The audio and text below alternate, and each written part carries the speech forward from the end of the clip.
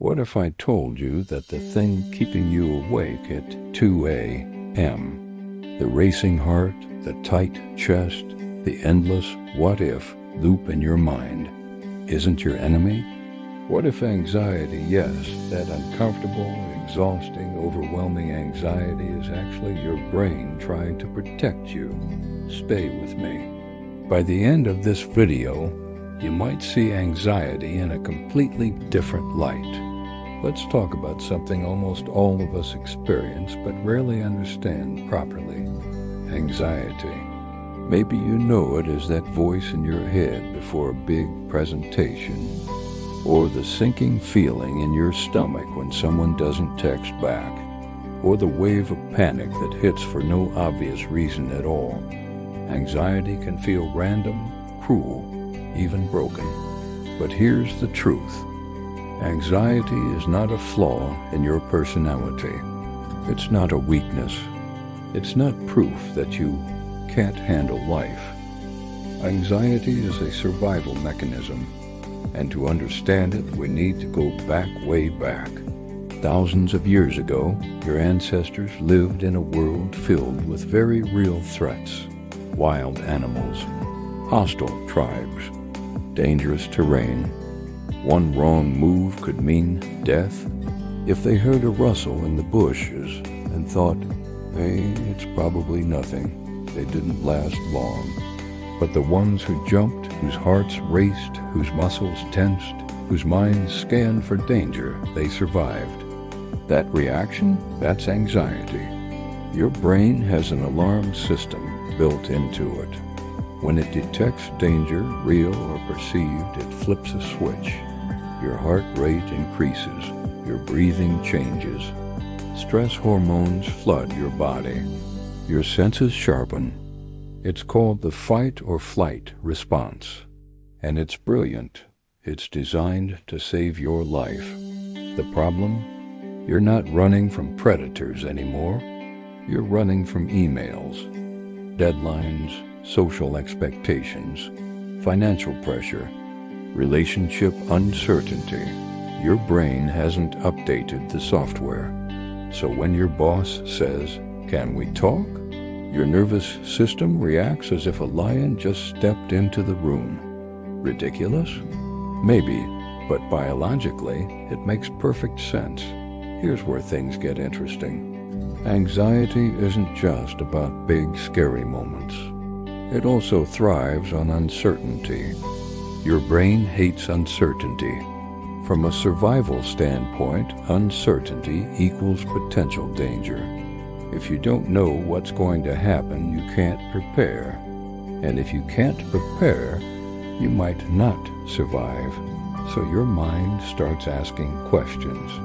What if I fail? What if they judge me? What if I lose my job?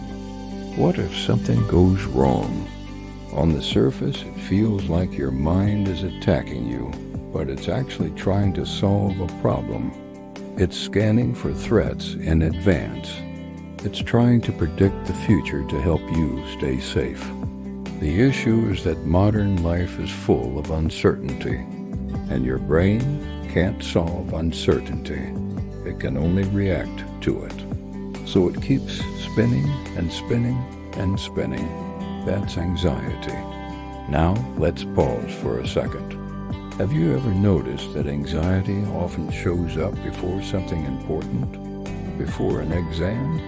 Before a first date? Before launching a new project? Before having a difficult conversation? Why? Because anxiety is tied to what matters to you. You don't feel anxious about things you don't care about. Read that again in your mind. Anxiety often highlights your values. If you're anxious about a presentation, it's probably because you care about doing well. If you're anxious about a relationship, it's because you care about connection. If you're anxious about your future, it's because you care about your life. Strangely, anxiety can be evidence that you're invested. But here's the catch. There's a difference between helpful anxiety and overwhelming anxiety. Helpful anxiety is like a gentle nudge. It sharpens your focus. It motivates preparation. It gives you energy. Overwhelming anxiety, on the other hand, hijacks your system. It clouds your thinking. It paralyzes you. It convinces you that the worst-case scenario is inevitable. So what determines the difference? It's not the situation. It's your relationship with the anxiety. Let me explain. Imagine anxiety is like a smoke alarm. If there's a real fire, the alarm is incredibly useful. But if the alarm goes off every time you make toast, it becomes distressing. Many people try to rip the smoke alarm off the ceiling. They try to suppress anxiety. Ignore it, shame it, distract from it at all costs. But what happens when you fight anxiety? You create a second layer. Now it's not just I feel anxious. It's I feel anxious and I hate that I feel anxious. That resistance adds fuel to the fire. The heart beats faster. The thoughts get louder. The body tightens more. It becomes anxiety about anxiety. Instead, what if just for a moment you treated anxiety as information, not a verdict, not a prophecy, information? When anxiety shows up, you could ask, what is my mind trying to protect me from? Is this a real, immediate danger or a possibility? What actually needs my attention right now? This shift alone can be powerful because anxiety thrives in vagueness. When everything feels like a giant, undefined threat, your nervous system stays on high alert. But when you break it down, when you move from my life is falling apart to I'm nervous about tomorrow's meeting, the brain has something concrete to work with. Clarity calms chaos. Here's another piece most people overlook. Anxiety is a physical experience as much as a mental one. It lives in the body, the tight chest, the shallow breathing, the clenched jaw, the restless energy. You cannot think your way out of a physiological stress response. If your body believes it's in danger, logic alone won't convince it otherwise. That's why simple things, slow breathing, grounding exercises, movement can feel surprisingly powerful. When you slow your breathing, you send a signal to your nervous system. We're safe. When you notice 5 things you can see, 4 you can feel, 3 you can hear, you anchor yourself in the present moment. And the present moment, most of the time, is not life-threatening. Your body starts to stand down. It's not magic. It's biology. Now let's address something important. There's a huge difference between normal anxiety and anxiety that becomes persistent, overwhelming, or debilitating. If anxiety is interfering with your sleep, your relationships, your ability to work, or your basic sense of peace, seeking professional support is not a weakness, it's wisdom. Anxiety disorders are real, they're common, and they're treatable. But whether your anxiety is occasional or chronic, the core truth remains the same.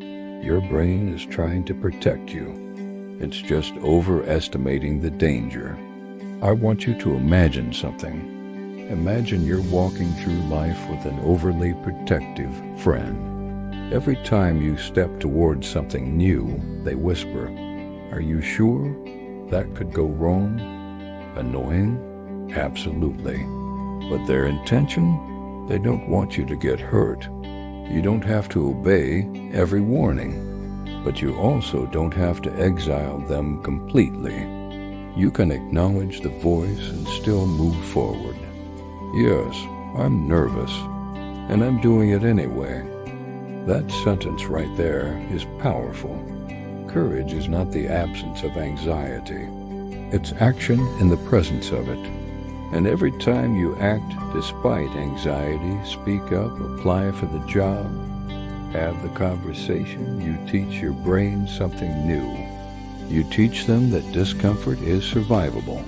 You expand your comfort zone. You gather evidence that the worst-case scenario didn't happen. Over time, the alarm system recalibrates. Not because you forced it to be quiet, but because you showed it you're capable. So let's bring this together. Anxiety is a survival response designed to protect you. It reacts strongly to uncertainty. It often highlights what you care about. It becomes overwhelming when you resist it or treat it as a threat in itself. And it can be calmed by addressing both the mind and the body. Most importantly, anxiety does not define you. It is something you experience, not who you are. The next time anxiety shows up, instead of thinking, "What's wrong with me?" try asking, "What is my mind trying to do for me?" And what's one situation where you're choosing courage anyway?